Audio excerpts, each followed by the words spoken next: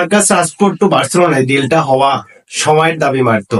বলতেছিলাম বার্সেলোনার coach Hansi Flick Manchester United থেকে তাদের অবহেলিত ফুটবলার অর্থাৎ ম্যানচেস্টার ইউনাইটেডের যাকে নিয়ে খুব বেশি উচ্ছ্বাসা বা ওই লেভেলের একজন প্লেয়ার হলেন মার্কাস রাশফোর্ড, তাকে বার্সেলোনা পেতে যাচ্ছে ফ্রি এজেন্টে।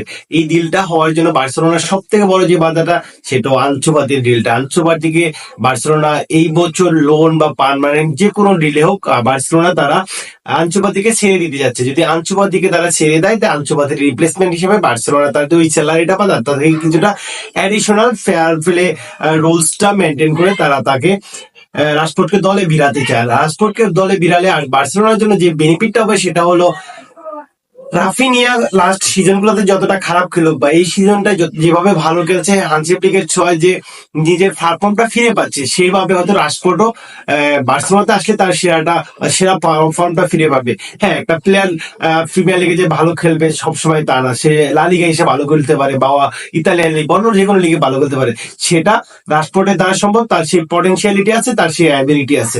এখন আনসু ফাতি প্লেয়ারটা বার্সেলোনাতে আছে, কিন্তু বার্সেলোনা থেকে এক সময় প্রচুর তাকে প্রতিভাবান ধরা হতো, কিন্তু সে বার্সেলোনার থেকে সেই প্রতিভাটা নষ্ট হয়ে যায়। যাওয়ার মূলত কারণ ছিল তার ইঞ্জুরি, এবং সেই ইঞ্জুরিতে ফিরে আসার পরে সে আর তার ওই রিদমটা বা তার ফর্মটা সে ক্যারি করতে পারেনি বিদায় এখন সে বার্সেলোনায় স্কোয়াডে জায়গা পাচ্ছে না। এবং আই থিঙ্ক এই বছরের মধ্যে বা এই সিজনেতে বার্সেলোনা তাকে আনসু ফাতিকে একটা প্রপার সলিউশন দিয়ে হয় পার্মানেন্ট ডিল বা লোন ডিল যেটাই হোক, তাকে দল থেকে ছেড়ে ফেলার চিন্তা ভাবনা করছে। আর অপরদিকে ফেরান তোরি যে প্লেয়ারটাকে ম্যান সিটি থেকে বার্সেলোনা তাদের সেকেন্ড স্ট্রাইকার হিসাবে বা উইং বলেন বিভিন্ন পজিশনে খেলাইতে অভ্যস্ত বা খেলতেছেন, কিন্তু সেই প্লেয়ারটা বার্সা টাইপ কিনা, বার্সার ডিএনএ সাথে ঠিক যায় কিনা, এবং বার্সার সাথে কতটুকু বর্তমান বার্সার যে টিম অনুযায়ী সে কতটুকু নিজেকে মেনে ধরতে পারতেছে, সেটা নিয়ে আমার আপনার সবার প্রশ্ন হয়। যে বার্সা ফ্যান হিসেবে আমরা চাই যে ফ্রান তোরিসকে বার্সেলোনা যেন তাদের এই টিম থেকে অতি তাড়াতাড়ি বিদায় করে দেয়। যদি ফ্রান তোরিস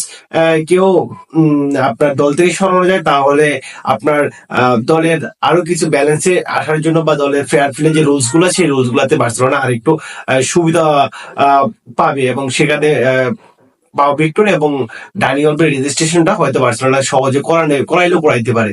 আর রাশফোর্ডকে দলে ফেরানোটা খুবই সহজ হবে। আমার মনে হচ্ছে বার্সেলোনা এই সমাধানটা তাড়াতাড়ি করে ফেলবে। আপনার কি মনে হয় জানাবেন। ধন্যবাদ।